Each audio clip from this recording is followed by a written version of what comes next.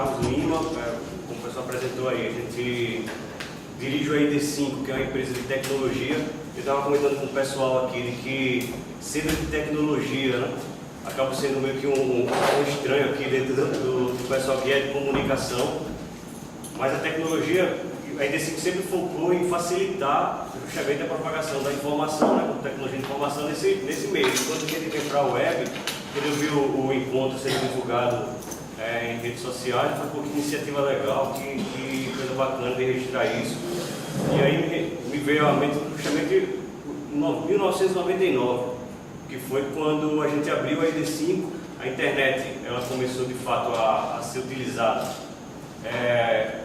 no Brasil em 94, aqui em Alagoas os primeiros provedores apareceram por aí em 95, foi a Nornet, a Sai na internet, e desde esse tempo eu comecei a trabalhar com computação, né? E divulgando conteúdo, principalmente porque os sites tinham esse objetivo, né? Eu preparei aqui uma apresentação com algumas imagens, pensando justamente em mostrar quais as dificuldades que a gente tinha, o que é que mudou durante esse tempo e o que é que a gente tem de perspectiva aí para o futuro. Tentei focar muito na parte de jornalismo, né? O foco é esse, mas a gente trabalha com sistemas, com conexões para a empresa, mas foquei mais na parte de jornalismo. Espero que eu consiga atender a expectativa de vocês. Aqui eu fiz um levantamento do que é a internet de 70, quando ela surgiu, com o objetivo de, principalmente militar, nos Estados Unidos. A ideia é que ele tivesse uma rede que o pessoal conseguisse trocar informações sem ter um ponto central. No caso, se um ponto central fosse atacado, a rede ainda assim continuaria a funcionar, mas ele era basicamente comunicação e não existia web, né?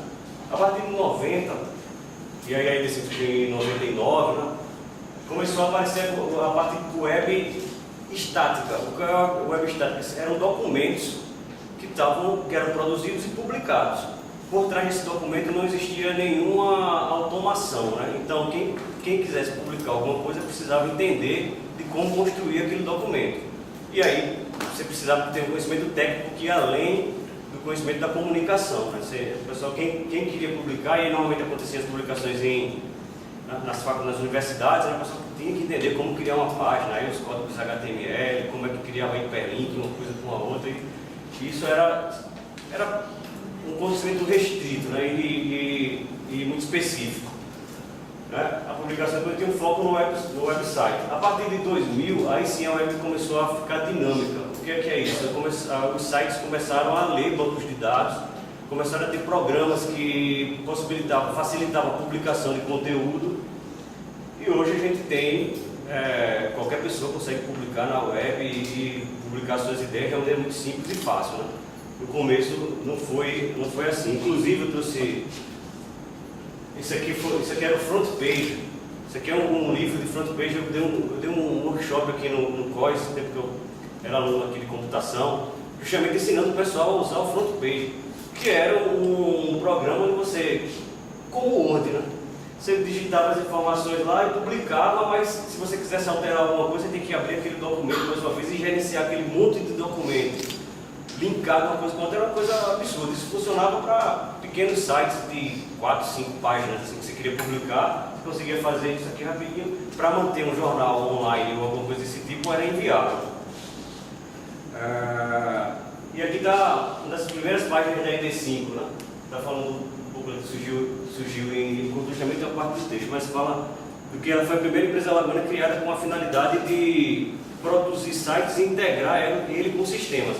Antes disso existiam muitas páginas estáticas, né? Cada documento era um documento específico, e aí a gente chegou com essa proposta de trazer software para a internet e ajudar com esse software a publicar conteúdo, a deixar o conteúdo mais fácil de ser publicado. Aqui estão alguns sites, os primeiros sites que a gente construiu, as empresas, né? O UCOL era um site de conteúdo para arquitetos. O Aeronet era do aeroporto, não sei se o pessoal, se alguém chegou a pegar, que o aeroporto a gente tinha um site que conseguia emitir filipeta de desconto. O Colégio de Contato começou a divulgar resultado de vestibulares uma busca até com a melhor, mais fácil de ser utilizado do que o próprio site da UFAL quando divulgava o resultado, porque a UFAL divulgava o PDF como resultado. Já no contato, antes mesmo da UFAL divulgar uma base de dados para ser consultada, no contato a gente já fazia isso. System, a gente conseguiu começar a publicar boletins online, até o ViaBox veio para o supermercado, que a gente conseguia fazer a primeira mala direta eletrônica, né, para clientes. E aqui é só um exemplo de como que funcionava, né? Essa parte de cá, ou seja, era o conteúdo estático, né? Cada página tinha que estar no servidor prontinha, né, para que quando alguém solicitasse, ela fosse servida do jeito que foi construída. Já na web dinâmica, né, quando começou a ser viável realmente produzir grande massa de conteúdo, ele tinha um software rodando lá que acessava uma base de dados e gerava a página, né? E aí, entrando na parte realmente do jornalismo, uma das vários orgulhos que eu tenho foi de participar desse projeto, foi o Sururu.net, que surgiu, eu estou com ali de 2001, 7 de fevereiro de 2001, essa página, onde a gente já tem algumas notícias publicadas na web. Como que surgiu isso aqui? Surgiu também de uma demanda daqui do COS, inclusive o professor Sivaldo, ele fez parte dessa construção, o Almir Lira, que hoje tem da agência Lira Pub. Ele chegou lá na ND5 falando, cara, a gente precisa de agilidade para publicar conteúdo, vamos colocar para algum sistema para rodar aqui para que o pessoal consiga publicar as notícias rapidamente, sem precisar estar produzindo páginas e páginas e páginas. E aí a gente construiu o Sururu.net, foi muito legal, inclusive a gente conseguiu, eu lembro a gente implantando uma matéria no IG, acho que era o portal IG, do incêndio que houve no Bom Preço da Buarque de Macedo. E a gente foi lá, cobriu com fotos, a máquina fotográfica digital que a gente tinha era uma que você colocava disquete aqui, tirava foto, tirava disquete, botava, e foi muito legal fazer isso, e ele só foi possível. A gente resolveu o problema que chegou do jornalismo, né? Criando um sistema que até hoje é utilizado em alguns sites, que chama de Legba. Acho que o Vilar chegou a utilizar, talvez já xingou muito também. O Legba é um software que essa é uma versão antiga, que a gente vem trabalhando desde o começo, que permite que o conteúdo seja publicado de maneira fácil, né? Aqui é um exemplo de algumas telas de matérias, a gente pode publicar arquivos, colunas. Você vê que é uma coisa bem, até o design dele mesmo dá para notar que é uma coisa bem antiga, não é algo atual, né? Embora que alguns clientes nós ainda utilizamos ele. Aqui tem algumas matérias.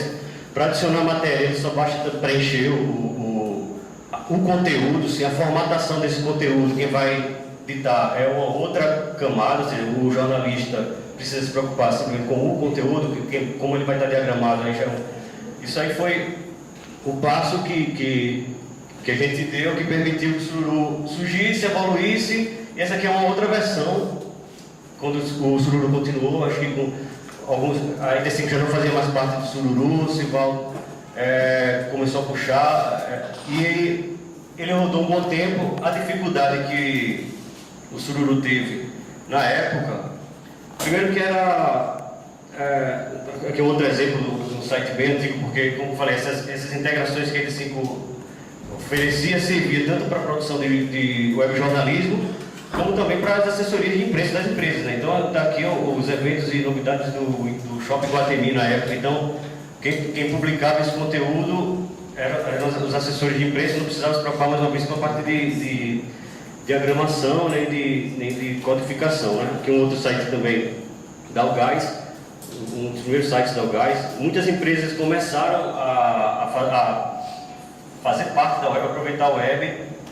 A gente publicou muitos dos primeiros sites das empresas. A Algás não é mais cliente nosso, mas aqui foi o primeiro site da Algás. E um dos problemas que o web jornalismo tinha no início, que eu vejo principalmente, era o público, né? A gente tinha uma quantidade restrita de usuários na internet. Você vê ali que em setembro de 2000 eram 4 milhões de usuários no Brasil. Isso é do Ibope. Hoje a gente vai com 85 milhões, então 4 milhões, se você for espalhar em Alagoas, você tem muito pouco público, né? Isso tornava o o webjornalismo foi uma mídia que não era atrativa para os anunciantes, e você divulgar isso era convencer o pessoal de fazer negócio naquela mídia era algo difícil, né? Outra dificuldade que se tinha é que a gente não tinha o Google na época, né? A gente tinha o KD. Não sei se você pegou o KD, ele não tinha robôs navegando, indexando conteúdo, então para você achar algum conteúdo na web, você sabia o endereço do site e navegava naquele site, né? E aí, para quem queria aparecer, tinha que investir em mídia para divulgar os endereços, né? E o KD era simplesmente um diretório, você podia cadastrar as informações lá e o pessoal ia lá buscar, mas não era tão dinâmico quanto o Google tornou isso aí. Então, aparecer também na web era mais difícil, né? Então tinha poucos usuários, era complicado você aparecer, você tinha que investir em outras mídias para poder divulgar o endereço, né? Mas aí, em 2006, quando a quantidade de usuários começou a ficar mais interessante, a gente lançou o Alagoas 24 Horas. O Alagoas 24 Horas para a gente tenha sido o primeiro portal, se não o primeiro, talvez a Gazeta foi o primeiro portal realmente que estava, mas eu acredito que foi um dos que começou a mobilizar mais a questão da notícia online. E aí, com a estrutura de redação já pensada no jornalismo, acho que quem puxou esse projeto aqui foi o Watson, né? O Watson que puxou o projeto. A gente construiu a primeira versão, até hoje a gente dá manutenção no suporte técnico para o Alagoas 4 Horas, e ele começou a movimentar de fato o mercado de webjornalismo, né? Aqui foi outro portal de notícias que surgiu perto disso aí, foi o Alagoas Agora do Grupo João Lira, creio que com a equipe do jornal, né? que hoje, se não me engano, já acabou, né? Tem uma série de histórias aí, né? Em cima dessa relação daqui. E aí, os grandes grupos, né, de comunicação, como a base de usuários aumentou, começou a ser algo realmente relevante, né? Algo que o pessoal estava comentando, as notícias que saíam no Alagoas 4 Horas, nos outros jornais, o pessoal começou a investir pesado na parte de webjornalismo. E aí a Gazeta Web, o Tudo na Hora, no início, né, que depois mudou para o TNH1, começou a fazer parte do mercado. Esse aqui é os usuários dos últimos anos, né? Você vê que 84 bilhões foi no primeiro trimestre de 2012 no Brasil. Então, é assim, inegável que a web está na vida de todo mundo, na mão, né? Bem, aí o KD foi comprado pelo Yahoo, ou seja, os mecanismos de busca, foi o outro passo que foi dado, começaram a ficar mais relevantes, né? Só que aí chega o Google, né, e domina completamente o mercado, né? Esse aqui é o market share dos buscadores. Isso é um pouco de jornalismo, mas isso aqui mostra que você precisa agora estar atento para aparecer, o conteúdo aparecer na rede mesmo. Além da divulgação das mídias, né, você precisa estar bem colocado no Google, hein? Você vê que é 84%, isso já passou, eu acho que é mais de 90% hoje, a participação do Google no mercado de buscadores. Ele foi importante por dar visibilidade, né? Todo mundo usa, mas ele também trouxe uma coisa importante para o webjornalismo. Ele permitiu que você tenha links patrocinados. Quando a gente faz a busca no Google, você tem a busca orgânica, que é o resultado que aparece por merecer aparecer, mas ele tem os links patrocinados. É um lugar onde você paga o anúncio para que o seu link apareça ali. Isso facilitou a divulgação dos projetos. Se todo mundo está procurando ali, se eu quero começar um projeto agora e tenho uma grana para investir, posso investir em links patrocinados e o meu projeto de webjornalismo pode aparecer primeiro para quem procurar as notícias relevantes, que violência em Alagoas ou coisas desse tipo, ele pode colocar lá. Só que ele mais importante do que isso, ao meu ver, para os projetos de webjornalismo foi a questão do AdSense. Porque a dificuldade que o Alagoas 24 Horas tem, os projetos de webjornalismo inicialmente tem, é de captar recursos, né? Como é que você vai conseguir convencer o pessoal a anunciar no teu projeto? Desculpa, eu não conheço a fundo o segmento de jornalismo, né? Mas assim, eu sei que uma das principais receitas de jornais mesmo é a publicidade, né? Então, o Google, além de permitir que você consiga aparecer nos resultados, ele permitiu que você ganhe, rentabilizar o seu conteúdo, né? Então, com o AdSense, você consegue colocar espaço de anúncio no site e o Google vai te remunerar por isso.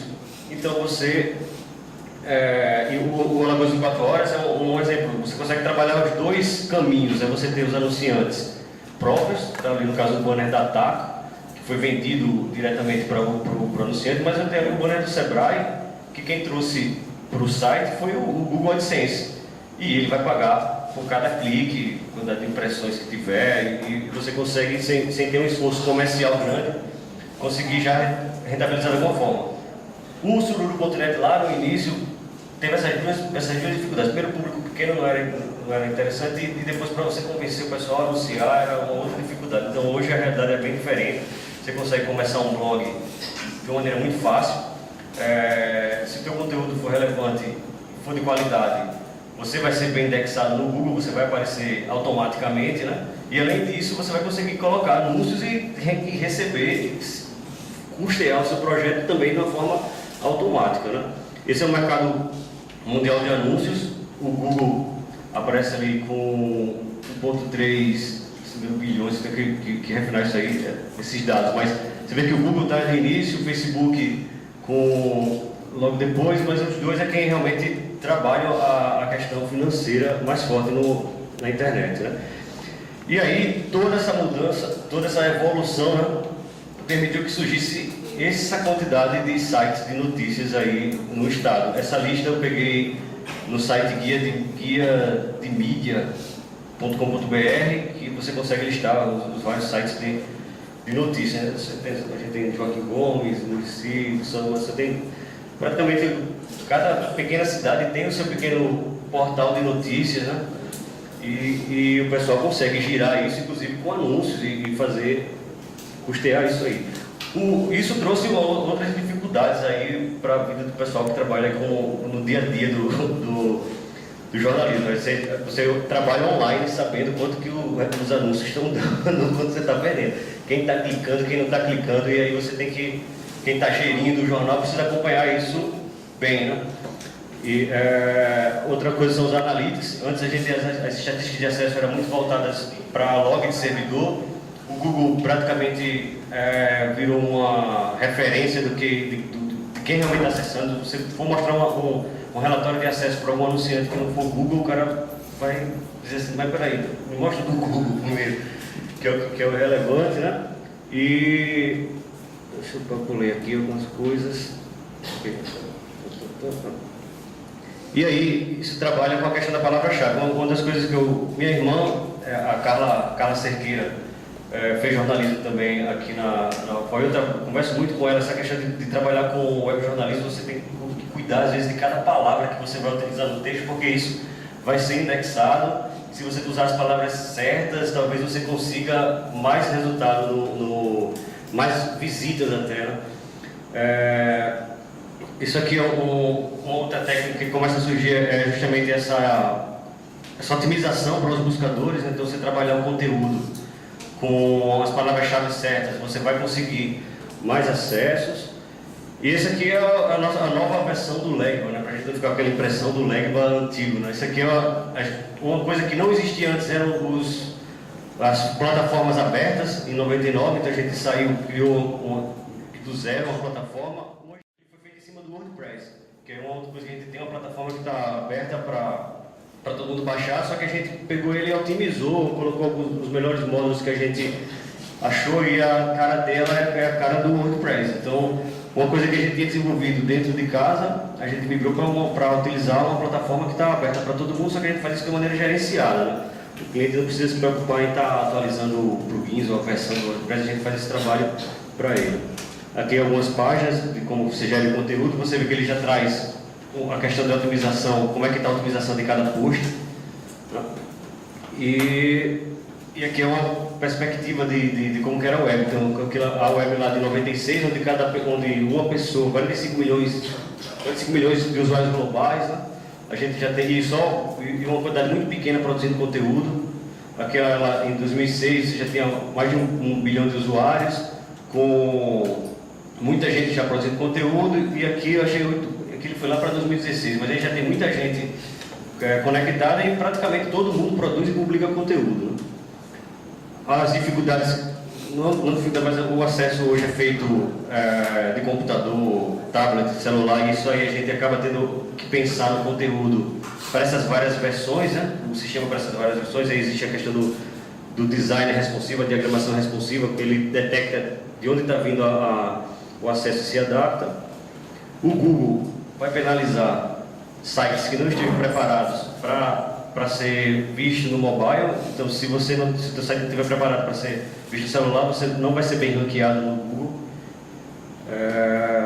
E agora a gente tem aí essas novas mídias aí, né? A gente tem a web, mas a web agora vai estar no óculos do cidadão, vai estar no relógio, né? E tudo isso vai estar conectado. Então é o passo que a gente tem da internet das coisas. Então, que conteúdo vai ser produzido para uma micro-ondas, né? Então, sei lá, receitas, dicas de culinária para micro-ondas, né? Sei lá, o que é que vai ser produzido aí para bicicletas, né? Como é que vai estar conectado a internet na bicicleta ao mesmo tempo? E isso é o que está acontecendo, né? E o que a gente vem trabalhando muito, como que a gente adapta conecta sistemas e adapta conteúdo para ser exibido em cadeira, em mesa, em qualquer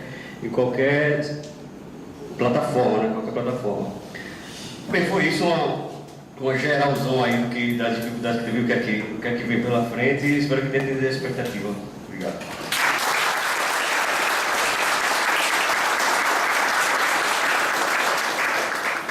Lembrando que esse foi nosso primeiro palestrante, Carlos Lima. E com a palavra agora, o nosso próximo palestrante, Luiz Vilar.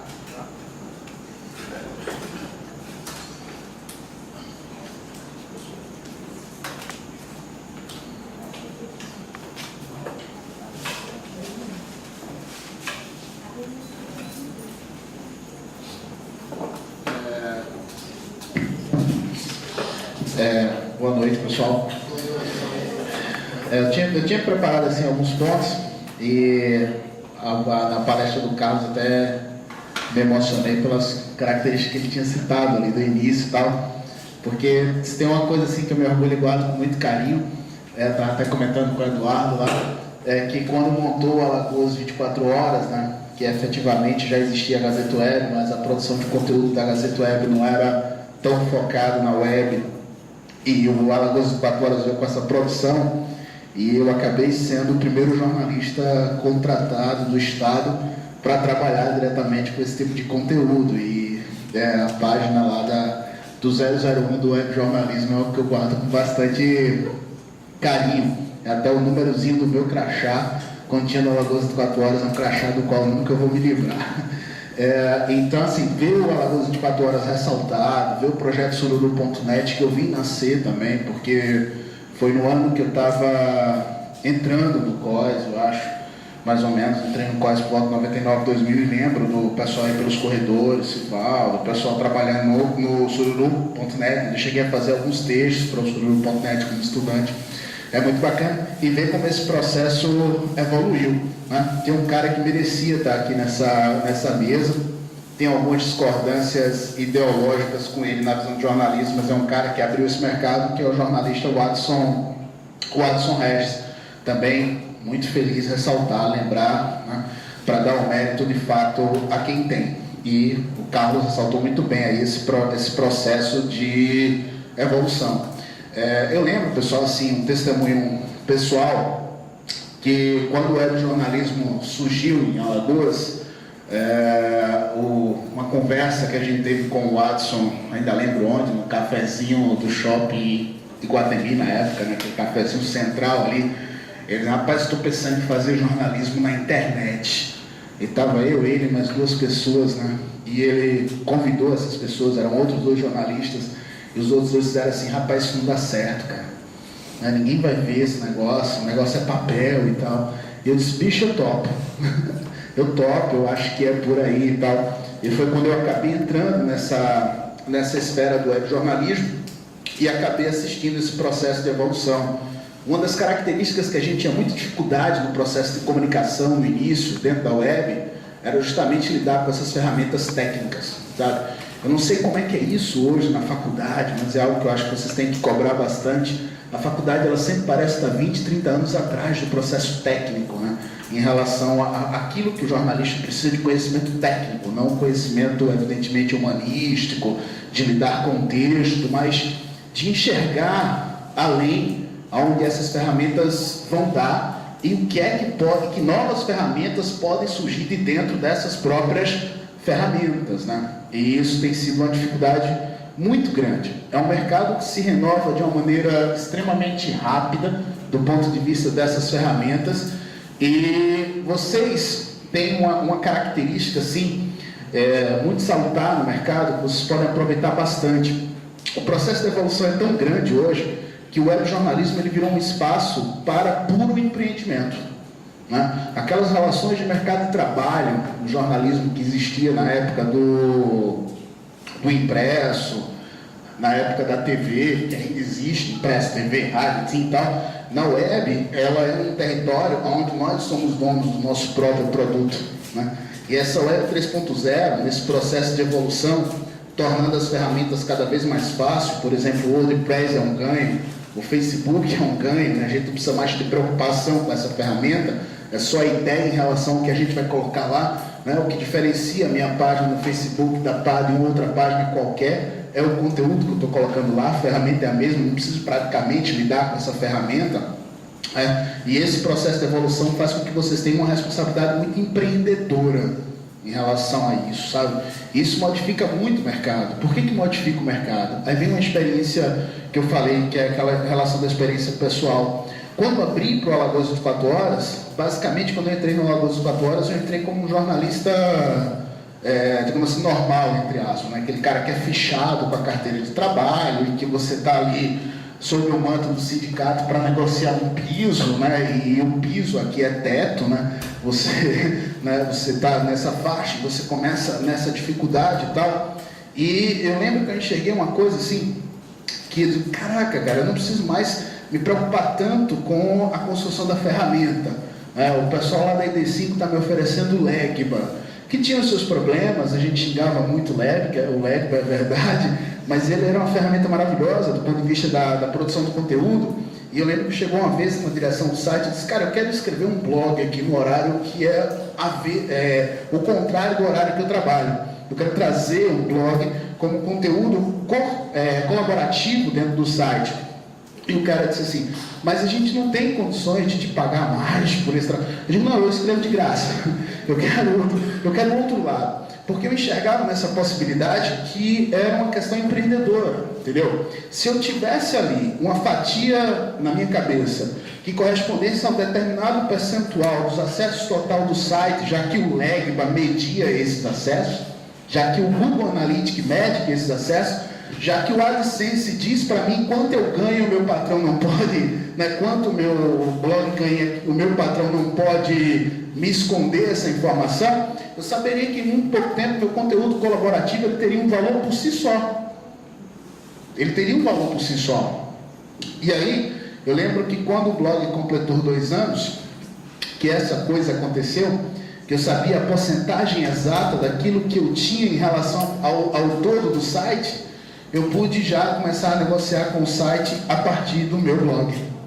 De, olha, eu tenho um conteúdo colaborativo que é diferenciado, a minha produção é tal, eu não preciso estar preso a essas relações consolidadas das leis trabalhistas, porque eu sei o valor que o meu produto ele tem. E a internet, ela tem essa coisa maravilhosa, que apesar do nome que dão a ela, eu acho um nome pesado para aquilo que ela realmente é, que é a história da ditadura do acesso, né? Você fica meio que preso, assim, você fica sabendo qual é o conteúdo que tem que estar lá em cima, por quanto tempo tem que estar, porque você está preso a isso e tal. Só que tem um outro lado disso, sabe? Você sempre pode direcionar esse conteúdo para um determinado público, pensando no qualitativo dele, e você vai ter a segurança da liberdade que você produz, daquilo que você produz. Porque quem determina o que você produz é quem te lê. E aí eu lembro que quando chegou nessa etapa de começar a negociar do patamar do meu blog, imediatamente surgiram 3 empresas.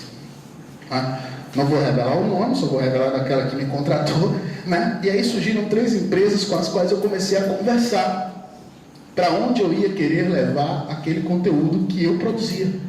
Eu deixei de ser o jornalista tradicional para, dentro de uma concepção de visão empreendedora, saber que o meu conteúdo de produção intelectual era meu.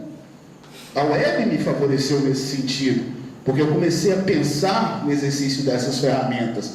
E aí, nas rodadas de negociação, o que é que eu pude fechar com a empresa que é a qual eu estou hoje, do Cada Minuto? Olha, o negócio é o seguinte: eu trabalho em casa, eu só vou na empresa quando eu quero, porque a minha responsabilidade com vocês é lhe dar determinada porcentagem desses acessos. Quando eu lhe der determinada porcentagem desses acessos, vocês me pagam X. Se essa porcentagem crescer, é hora da gente sentar de novo e conversar sobre o Y, e assim vai. O lado ruim, no dia que eu não der essa porcentagem, eu estou desempregado. Mas é um desafio. E eu acho que é um desafio maravilhoso que a gente tem que adotar na nossa profissão. E aí acontecem dois lances interessantes. Aquele lance que o professor Guzmão bem falou no início, né, quando ele falou da questão do patrão, né, que muitas vezes a gente lida mesmo, né, e a gente tem uma visão ideológica que é necessário que a gente mude dentro da faculdade ainda, porque é uma visão viciada, ideologicamente viciada dentro das faculdades, e algumas leiturazinhas de panfleto vermelho com foice e martelo, de que há uma luta de classes contra a qual a gente tem que brigar. Não há uma luta de classes. Há você conquistando a sua própria liberdade daquilo que você quer falar, para quem você quer falar, e se tiver alguém interessado em ouvir, ele vai ouvir. E dentro dessa relação, hoje, mesmo estando numa empresa que tem patrão, eu posso dizer que dentro dessa empresa o meu patrão sou eu. O máximo que pode acontecer, por exemplo, é eu publicar lá um post que não seja puxado para uma manchete principal, que não esteja entre as matérias mais destaque, mas a informação está lá. Porque o conteúdo colaborativo que eu produzo para o site Cada Minuto, ele me pertence. Ele não pertence mais ao site. Então, essa ferramenta do web jornalismo, ele começa a mudar a forma como nós jornalistas, eu acho que essa é a discussão interessantíssima para dentro da academia, é a forma como nós jornalistas começamos a nos moldar em função de um novo mercado que está surgindo. Nós podemos hoje ser, uma coisa que tem muito jornalista aí que tem medo, né? Nós hoje podemos ser pessoas jurídicas. Eu, sinceramente, me sinto muito mais feliz no mercado como uma pessoa jurídica do que necessariamente como uma pessoa física. Porque hoje sou eu quem consigo dizer o quanto eu devo ganhar e o quanto eu ganho.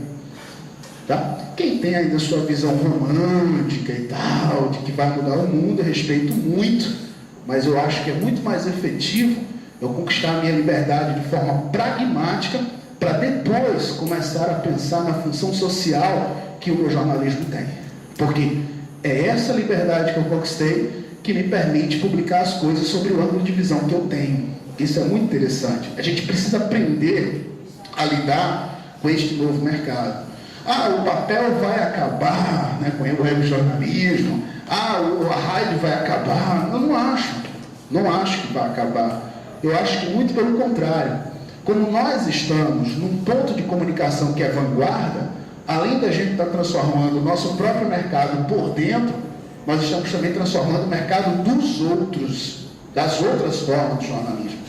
O jornal hoje, que está fadado a não olhar para o futuro, a não se preocupar, o jornal que eu falo impresso, a não se preocupar em ser um jornal de previsão, um jornal que aponte para o amanhã, ao invés de descrever o ontem, esse jornal sim vai acabar. Esse jornal ele não vai conseguir resistir, porque o ontem você não mais sabe no amanhã, o ontem você agora sabe no hoje, né? Então essa relação, ela sim, ela começa a modificar. Vejam, por exemplo, que é a forma como hoje trabalha já algumas revistas semanais. Entre elas, e aí eu falo do conteúdo técnico, tá? A qualidade do texto, para onde aponta para os acontecimentos, entre elas, se vocês tiverem qualquer tipo de visão ideológica que faz com que vocês peguem algumas revistas e joguem no lixo e tal, parem com isso, deixem de bobagem e infantilidade, vocês têm que ler tudo. Vocês são jornalistas, pô. Vocês têm que ler tudo. sobre o aspecto da análise técnica e sobre o aspecto da análise de conteúdo. A revista que mostra o quanto o impresso mudou é a Veja. A Veja, ela vai às bancas pensando naquilo que ela pode causar nos jornais seguintes e não dentro dela mesma. Veja que a manchete de Veja repercute na internet. Ela não é uma repercussão do que já estava lá. Ela é uma noção que aponta para o futuro. É esse mercado que a gente mudou. Hoje a internet pauta a rádio. Houve um tempo em que era o contrário. A rádio era pautada pela internet. Tá? Então a gente precisa, além de olhar no mercado, o mercado que se transforma por dentro, no quanto essa rotatividade de transformações dentro do nosso mercado também está impactando na outra. Por isso que eu fui um maluco, depois que saí da condição de blogueiro para editor-geral do Cada Minuto, eu fui um maluco daqui de Alagoas, e todo mundo me achava um maluco mesmo na hora, que disse assim, pô, agora é a hora de que a gente se consolidou na internet de lançar um impresso. Agora você é maluco, né? Você está na internet e agora você vai lançar o papel? Eu digo, sim, eu vou lançar o papel. Se vocês forem olhar no Cada Minuto na banca, vocês vão entender esse processo de linha editorial que eu estou falando. O Cada Minuto Press, ele não está preocupado com o que os jornais publicam. Ele está preocupado em trazer os assuntos que não estão na internet, que vão pautar a internet depois que ele sai. Porque o papel, ele vai para um espaço onde o assunto esteja de forma mais consolidada. E isso entra num ponto que é muito interessante, que eu espero que vocês consigam discutir bastante aqui na faculdade nos próximos anos, porque é um grande ponto de empreendedorismo que a internet está abrindo. É o conteúdo colaborativo. É muito importante. Os sites, os portais, eles começam a ser grandes povos, né? Cheios de tentáculos. As redações, os núcleos redacionais de produção de jornalismo mais diretamente ligado com o editor-geral, ligado com as editorias, já não conseguem abraçar esse conteúdo colaborativo que precisa ser produzido e que o leitor cobra. Esse conteúdo colaborativo engloba serviços, cultura, os mais infindos conteúdos colaborativos, humor, tá? E o que é que os grandes portais começam a fazer hoje? Eles começam a comprar esse conteúdo colaborativo, tá? Vou citar um exemplo. No Cada Minuto, por exemplo, nós já temos uma preocupação tão grande com esse jornalismo mais instantâneo, né, a produção cotidiana, que a gente não tem mais como produzir aquelas grandes pautas elaboradas por uma deficiência de equipe, por uma deficiência de pessoas mesmo, de recursos humanos. E aí a gente contrata conteúdos colaborativos como a Lagoa Boreal, o Alagoa, que é uma grande produção de cultura. Se vocês forem olhar, o TNH1 tem isso também. Tem o Agenda A lá, né? Tem o espaço lá do Felipe Camelo, nós temos o Giro 101, tá? Então, a Gazeta Web também tem algumas relações de conteúdo colaborativo, porque a internet ela começa a trabalhar com essa função de conteúdo colaborativo. Uma grande ideia de vocês aqui é uma grande ideia de produção de conteúdo de recursos dentro da internet. Um grande exemplo disso está aqui dentro dessa mesa, que é o Maceió Ordinário. Tá? O Maceió Ordinário é ponto de pauta. Não vai demorar muito, já deve ter acontecido de grandes portais te procurar. Já deve ter acontecido, tá? Porque é o conteúdo que a gente não produz que a gente quer trazer para agregar essa relação, tá? E um outro ponto, que é aquela história do Web 3.0. Pessoal, na década de 90, a Web ela tinha uma second life, né? O garotão ia paquerar, ele nunca era o feio, gordinho, baixinho de óculos feito eu, né? Ele era sempre o cara fortão, bonitão e tal. Quando o cara ia lá, que olhava pro cara, pô, tu não é nada disso, aquilo que tu prometeu, né? E agora essa second life morreu, na internet nós somos nós, não tem mais para onde correr. E o que é que acontece muito sério nessa Web 3.0? Essa história do nós somos nós, o leitor, ele está cada vez mais interessado em quem produz o conteúdo. Isso faz com que a ferramenta blog, independente de como ela esteja colocada, blog, Facebook, porque quando eu falo a ferramenta blog, eu falo desse conteúdo produzido de uma forma direta, ele é um conteúdo extremamente responsivo, sabe? Extremamente de diálogo direto para o leitor, ok? E aí eu vou dar um exemplo para vocês, e eu só posso me citar, porque eu só tenho acesso mesmo aos meus números, não tenho o menor interesse em olhar os números do concorrente, Não é arrogância, mas é porque eu tenho medo de ficar preso nesses números e acabar, não, hoje eu tenho que produzir, e acabar ficando uma loucura a minha vida. Então, só olho os meus. Mas, por exemplo, hoje eu tenho um acesso, em média, diário, de entre 15 mil cliques e 20 mil cliques lá no meu blog. Entendeu? Eu desafio qualquer jornal diário, não é arrogância, é um dado, eu desafio qualquer jornal diário ter essa quantidade de leitor. E o cara vai lá porque ele sabe quem sou eu, ele sabe quem é a minha cara, ele sabe gradativamente a credibilidade que eu fui conquistando ao passo a passo, por errar pouco em relação à informação que eu dava, e algumas coisas nesse sentido. O que faz uma coisa muito interessante. Toda vez que começa a fazer a roda da comunicação, uma coisa que não existia antigamente, toda vez que começa a acontecer esse processo da roda de comunicação, não existia antigamente. O Eduardo lembra bem disso, né? Quando começa a acontecer essa roda de um jornal procurar o cara, de procurar o outro, sabe o que é que vai acabar morrendo? O piso. O piso vai acabar morrendo.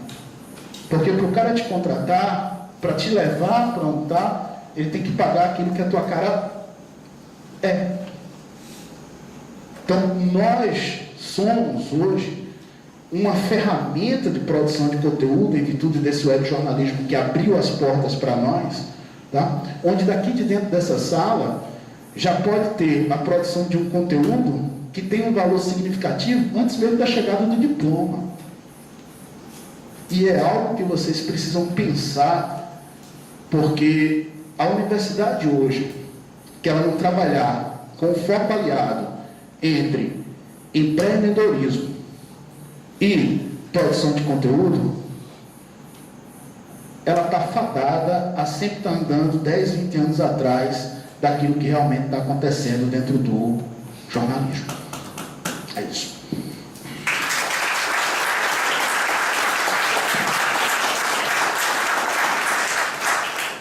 Nosso próximo palestrante será Gilson Monteiro. Boa noite. Eu trouxe um resumo aí, já que a história dentro dos meios de comunicação é um resumo aí básico do TNH.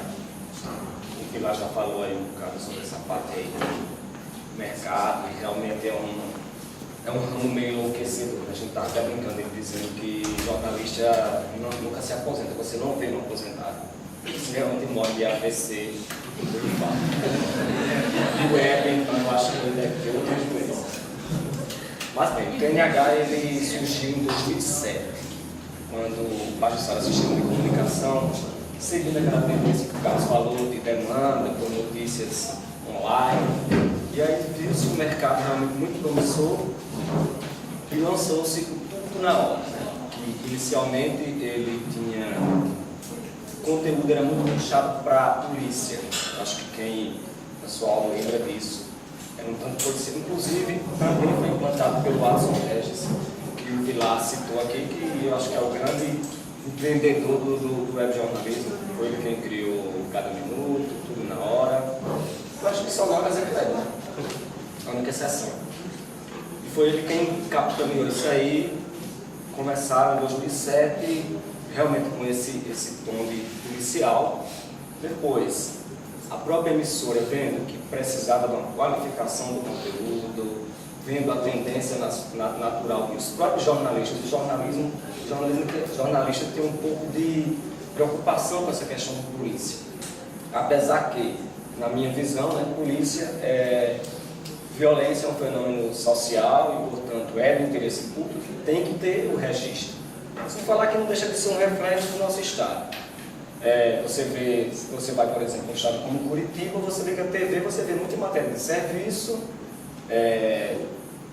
economia, cultura, mas aqui, infelizmente, nós temos aquele maldito balanço da segunda-feira com 15, que eu até já deixei de dar, porque eu não aguento mais aquela estatística. 15 mortes no fim de semana, 20, 21, uma contagem macabra. Então, se às vezes parece um pouco policial, é porque realmente é um reflexo do que é o nosso estado. Né?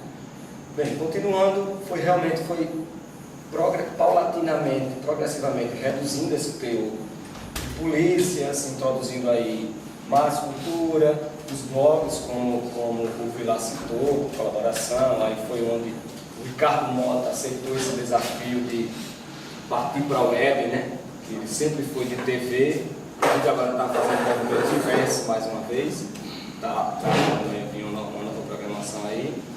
E aí vieram os blogs que ajudaram a balancear, e ainda hoje tem muito essa utilidade, você está lá com o factual, uma chefe gritando o homicídio factual, mas tem lá o blog de gastronomia, de política, de turismo, de informática, enfim. Em 2010, a empresa se associou ao UOL, que é um grande portal nacional, que o grande ganho é também a visibilidade do portal, porque a gente sempre envia matérias e eles avaliam e publicam nacionalmente. Então aparece na home do UOL. Isso melhora para a gente a nossa imagem e contribui também com os acessos, né? Estava até brincando que o Carlos falou ali de um óculos que o cara assiste internet. Pelo amor de Deus, eu não quero ver isso, porque isso vai terminar de enlouquecer. Se o diretor executivo pega um daquele, a gente não vai mais conseguir dormir. Não me agradei muito na novidade. Mas bem, em 2010 teve essa questão do UOL. Em 2012 houve a mudança de nome. Era Tudo na Hora, abreviou-se para TNH1. Por quê? Primeiro, uma tendência nacional de sites com nomes muito curtos. UOL, G1, R7. Então se encurtou esse nome e também porque ia ser lançado o TNH1 TV. E TV a gente sempre quer um nome, eles queriam um nome mais curtinho, que formasse uma logomarca melhor.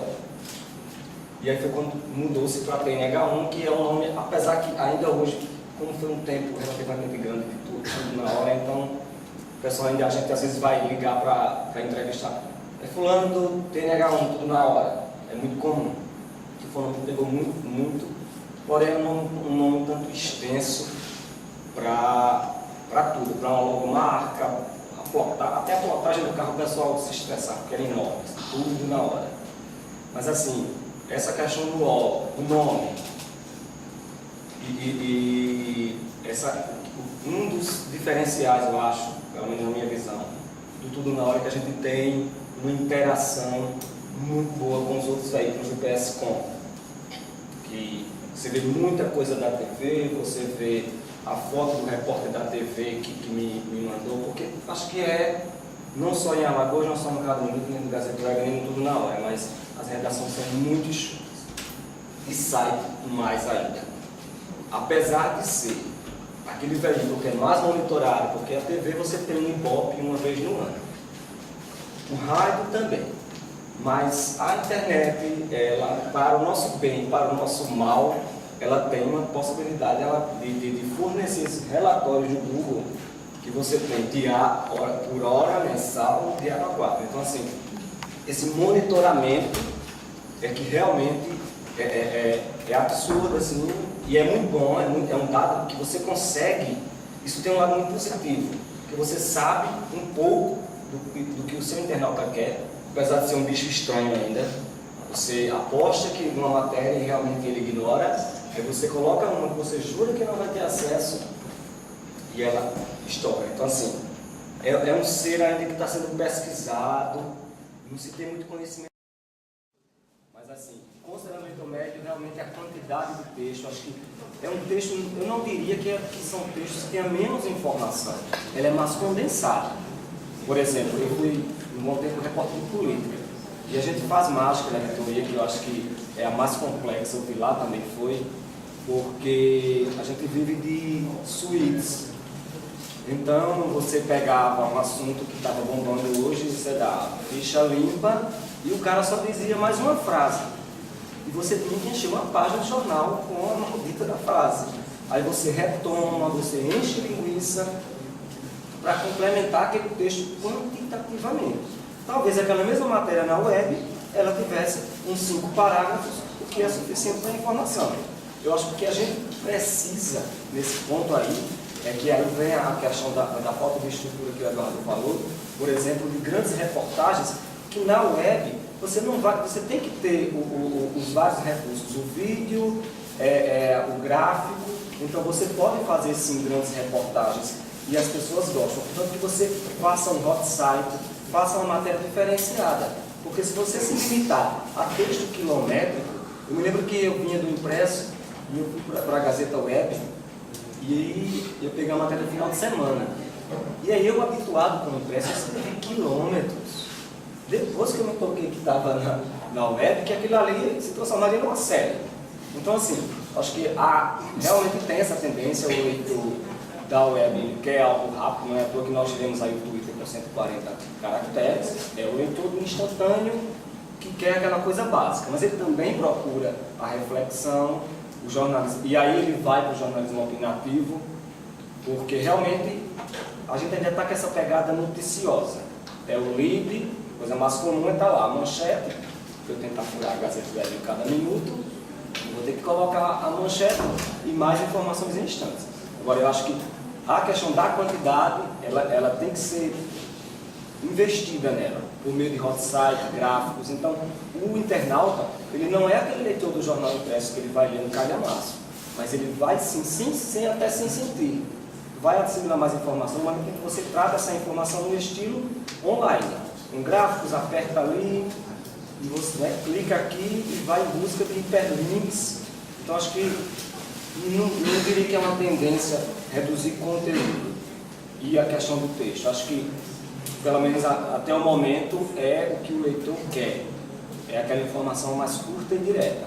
Agora, isso o leitor mede, mas se você colocar uma matéria, a questão é o estilo, é você saber que está fazendo web jornalismo, não é impresso, não é TV.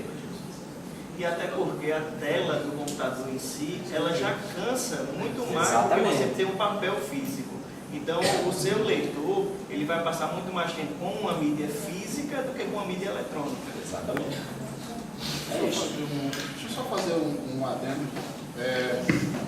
Desculpa aí me intrometer, mas eu tinha até anotado aqui quando você fez essa pergunta, e é isso que o Eduardo falou. Primeiro, a gente tinha uma forte dificuldade tecnológica, não é? O monitor de tubo, que era aquela coisa cansativa e tal.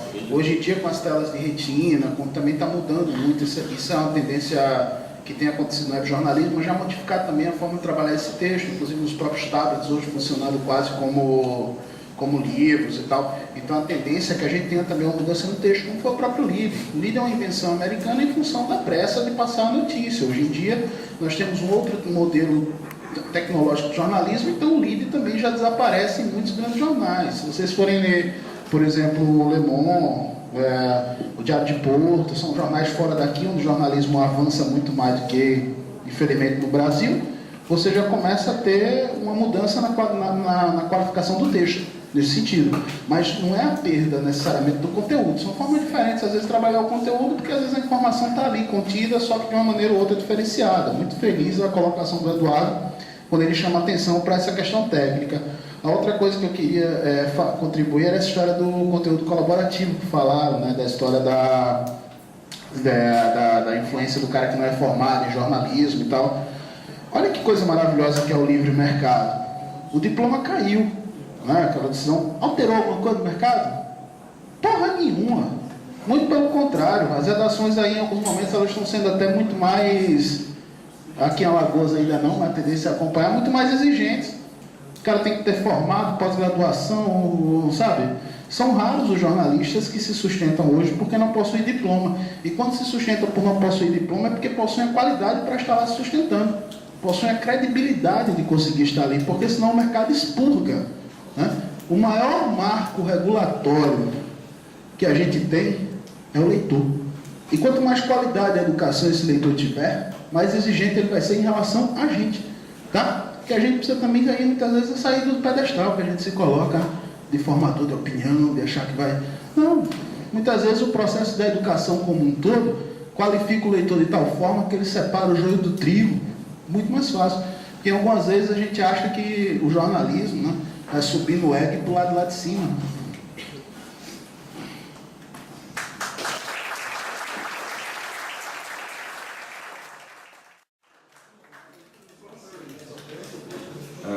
A universidade existe na universidade 3 conceitos fundamentais que definem seus princípios e os seus objetivos, que é o ensino, a pesquisa e a extensão. Quando essa turma começou a montar esses eventos, da forma que montava, da forma como se tornou extremamente interessante, eu fui levado a escrever, começar a esboçar um projeto que tem uma disciplina optativa no próximo semestre, já foi aprovado pelo colegiado, e uma coisa maior, que seria um projeto onde se brincava, onde se articulava ensino, pesquisa e extensão. O que eu estou achando interessante aqui é que eu fui levado a fazer isso pelo entusiasmo, não só porque as pessoas vinham aqui, e eventualmente os profissionais chegavam e falavam. Então, veja mesmo, existe na própria etimologia do termo universidade, existe aquela pressuposição que a universidade dispõe de um conhecimento universal e que ela se presta, através da pesquisa, a ensinar e a estender esse conhecimento para a sociedade. Em determinado momento foi colocado aqui, pelo Eduardo, que no momento que ele fez o curso, e outras pessoas colocaram ao longo de todo o trajeto desse curso, de que aqui seríamos muito mais teóricos do que práticos. Veja mesmo, está na base desses próprios conceitos de extensão, a universidade tem conhecimento, mas a universidade não faz jornalismo. Ela deve refletir sobre o jornalismo e então propor, contribuir para que o jornalismo lá, entendeu? E a extensão traz essa concepção de universidade, que eu tenho a impressão, me perdoem os mais críticos, a própria mediatização da sociedade está transformando aquela parte extremamente positiva. Por quê? Quando nós trazemos os profissionais por aqui para saber ver a história dos meios que eles tratam, onde eles trabalham, nós estamos trazendo conhecimento, porque não é só história, não está acontecendo isso aqui. As reflexões que estão sendo trazidas aqui estão provocando perguntas e questões, estão trazendo coisas muito importantes que eventualmente são tratadas nas teorias, mas que não com relação, não com essa articulação com a prática, você entendeu? Então é preciso talvez mudar o conceito de extensão, e eu faço aqui meu projetozinho, eu dei para a meninada dele lá, só porque ele é básico, e aí criticar. Está lá dito que a extensão não é só da universidade para a sociedade, mas da sociedade para a universidade. Chama-se interatividade. Quando eu falo mediatização, eu estou falando disso. Essa nova lógica, essa nova dinâmica social, essa nova coisa que está surgindo aí, talvez isso esteja perpassando, esteja contaminando a universidade. Então talvez seja muito importante que ele consiga trazer para cá profissionais cada vez mais, já que não são professores, mas para permanentemente nos estimular a conhecer, questionar as velhas teorias, os velhos pontos de vista, entendeu? Que nem sempre são saudáveis. Existe uma questão interessante no que você colocou, eu não vou dizer que eu coloco, eu sempre eu acho que mercado para mim tem uma outra semântica. Mercado para mim é mais também globalização do sentido, cultura global, existe uma série de outras coisas. O mercado é o perpassado da questão econômica. Eu acho que o mercado é muito mais do que meramente o econômico do consumo, que é visto por aí no gosto de uma teoria crítica. Então, veja, é muito importante pensar da seguinte forma: o leitor médio, o leitor manipulável, não é produto apenas da mídia, é de um conjunto de situações onde a sociedade, de toda forma, é culpada, se é culpa isso. Ou pelo menos ela é, naturalmente, a condição a pior para que isso exista. Esse negócio de deslocar para a mídia é um tanto quanto... Não, é apocalíptico. Muita gente fez isso. No bojo de uma teoria, antigamente, que não se discutia internet. Isso nasceu há muito tempo atrás, no chamado monopólio da fala. O Muniz Sodré escreveu o livro Monopólio da Fala. No Berlim, nós trouxemos ele aqui para fazer a palestra. Os alunos estavam interessados, os professores da UERJ, estudos sociais, em ouvir ele falar do monopólio da fala, que é um livro de teor exatamente crítico, apocalíptico. E ele me disse: olha, eu não acredito mais no monopólio da fala. Aí eu disse: mas o pessoal aqui gostaria de ouvir você falar sobre o monopólio da fala. E ele falou sobre o monopólio da fala. foi um aplauso ensurdecedor nessa universidade. Ele levantou as questões. Não é assim, não. Nós temos que trazer para perto de nós a crítica, para o gosto da sociedade, a crítica, deixar de centrar na mídia, pensar que essa mídia que se faz hoje, essa interatividade que existe hoje, está perpassando o nosso modo de ver, está subvertendo as condições de produção de sentido. Essa mídia é positiva. É positiva. É só saber, sem marcos regulatórios, como agir com ela. Tá? Obrigado.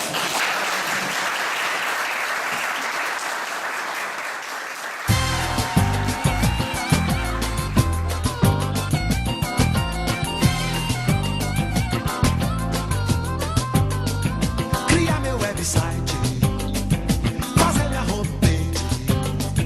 Com quantos gigabytes se faz uma jangada, um barco que veleje? Criar meu website, fazer minha homepage. Com quantos gigabytes se faz uma jangada, um barco que veleje? Que veleje nesse infomar, que aproveite a vazante da infomaré, que leve o muriqui do meu velho orixá ao porto de um disquete de um micro em Taipé. Um barco que veleje nesse infomar, que aproveite a vazante da infomaré, que leve meu e-mail lá até Calcutá, depois um hot link no site de Helsinki para abastecer.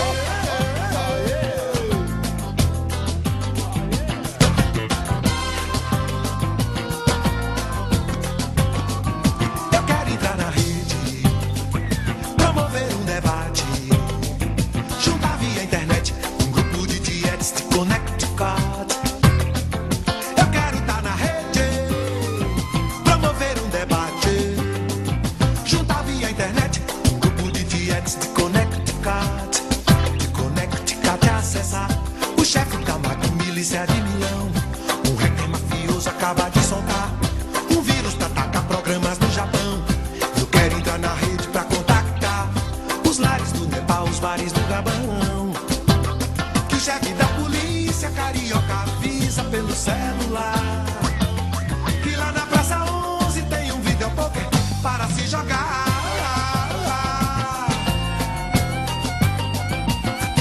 Jogar. Jogar. Jogar. Eu quero entrar na rede, promover um debate, juntar via internet um grupo de dietes de Connecticut. Eu quero estar na rede, promover um debate, juntar via internet um grupo de dietes de Connecticut. De Connecticut acessar o chefe da máquina milícia de Milão.